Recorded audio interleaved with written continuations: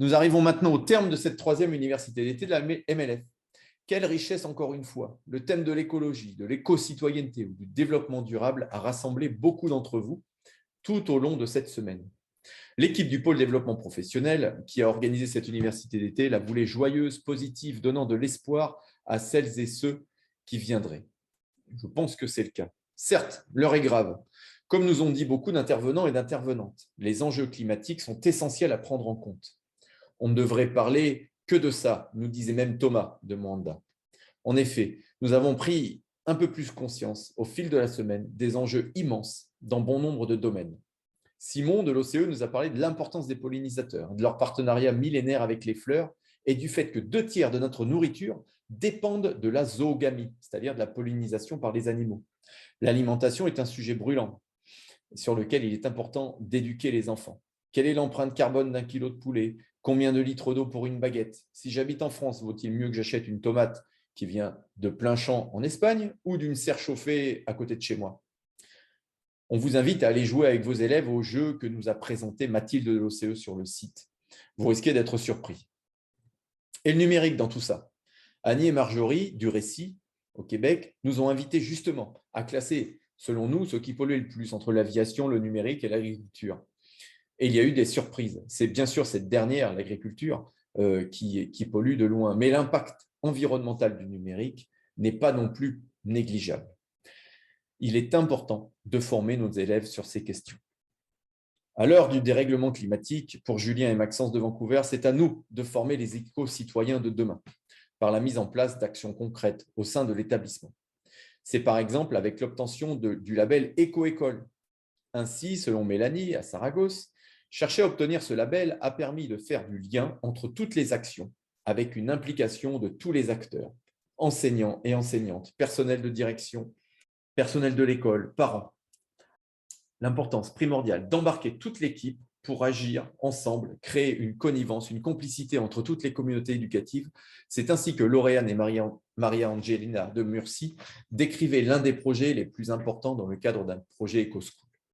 Ainsi, ces EcoSchools vont permettre, par une série d'actions concrètes, d'encourager les bons comportements, de sensibiliser les différents volets, d'amener les élèves à réfléchir, à proposer, à prendre des décisions. C'est donc l'élève qui est central, c'est lui le futur et donc maître de tout ça. Les enseignants, il faut lâcher prise, laisser faire les éco-délégués, ne pas vouloir trop les accompagner, nous a dit Mélanie. On cherche à développer la conscience civique et la solidarité pour former les citoyens sensibles et respectueux et responsables. Un grand travail sur les compétences de vie.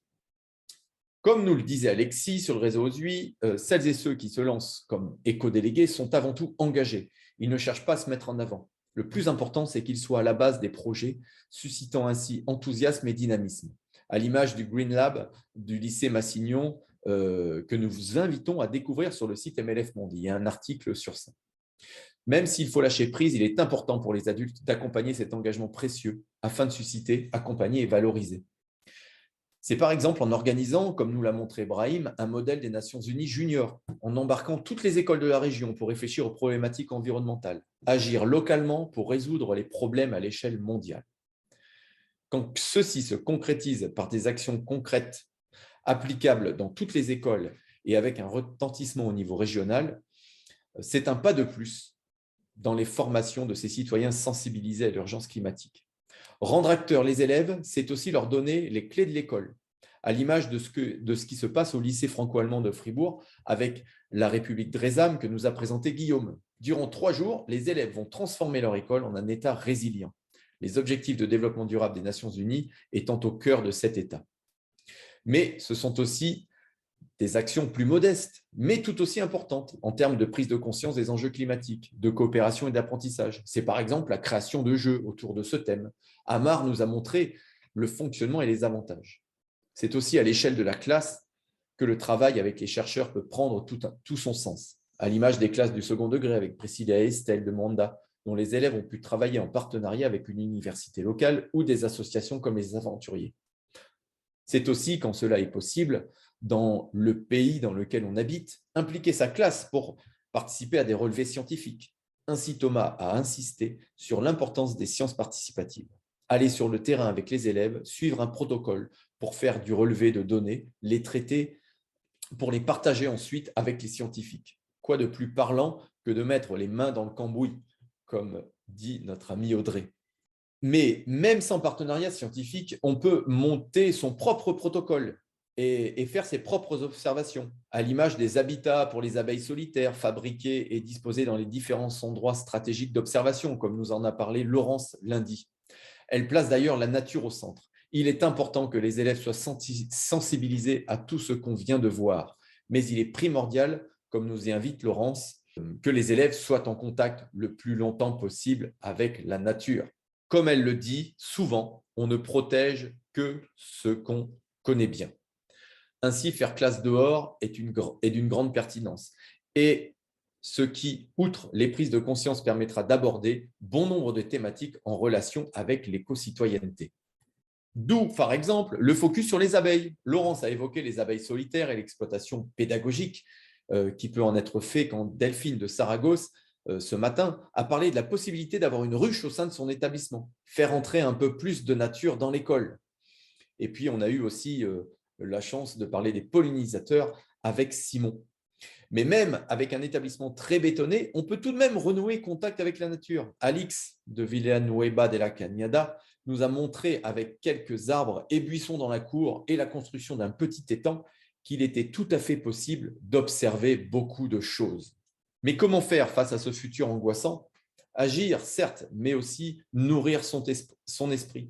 C'est ainsi ce que voulait nous proposer Marjorie ce matin avec les récits de fiction. Ce ne sera que partie remise pour le mois de novembre. Et Delphine, qui nous a proposé d'écrire pour aller de l'avant. Et c'est enfin la méditation avec Manu, pour soi, mais aussi pour et avec les élèves. Comme elle le dit si bien, on n'apprend pas la méditation aux enfants, on médite avec eux. Apprendre à ne rien faire, faire et non faire du rien. Ne rien faire dans une société de surconsommation au détriment de la nature, méditer pour soi. Voilà, durant cette semaine, nous avons souhaité partager toutes ces belles initiatives au service de la planète, au service de nos élèves, de belles idées à transposer dans vos écoles, des actions et des alternatives pour donner à nos élèves des clés de compréhension et d'action. Le conte partagé par notre ami Kamel nous invite à l'espoir et à la résilience, et les bulles d'écriture proposées généreusement par Delphine, partagées ensemble à la fin de cette université d'été, nous ont fait toucher le beau, l'importance vitale du partage. Et comme l'a dit Ernest au début de cette session des bulles d'écriture, oser faire communauté et partager le bonheur. Voilà, et bien, on va conclure cette université d'été par ce partage du bonheur. Merci Ernest. On aurait pu relier d'ailleurs à l'atelier d'écriture, tu vois. On a butiné, on a marché, on a exploré, on a cherché, on a fait, il aurait fallu, voilà, plein de verbes comme ça qui ont égrené. On a médité, je vois Manu, on a médité, on a participé, on a échangé. On a rêvé. On a rêvé. On a imaginé, on a réimaginé le futur. Exactement. On a espéré. Nous sommes partis de rien et nous nous sommes régénérés avec des mots et la nature. On a été motivés. En tout cas, moi, personnellement, je suis motivée à mettre des choses en place cette année-là. On a été éco-délégués. Motiver, Oui. Caroline, c'était vraiment l'objectif, c'était d'apporter des ressources, de la motivation, des idées voilà, à mettre en place pour la rentrée, pour repartir sur le bon pied. On fait des vers. Waouh! Ouais. On a été encouragés. Oui, super. Encouragé, tout à fait. Encouragés, oui.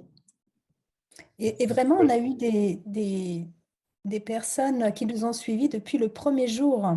Oui. Merci à toutes celles et ceux que l'on a vus presque tous les jours. Merci en tout cas, merci beaucoup de vous être rejoints même à cette dernière petite session, comme ça, avec ce petit texte qu'on voulait vous lire qui faisait le lien avec toutes les sessions. On espère qu'on n'a rien oublié, qu'on n'a oublié aucun intervenant. Je ne pense pas. Un grand merci à vous pour avoir été présents, certaines depuis lundi après-midi, toutes les sessions quasiment. C'est un pur bonheur de vous retrouver à chaque fois.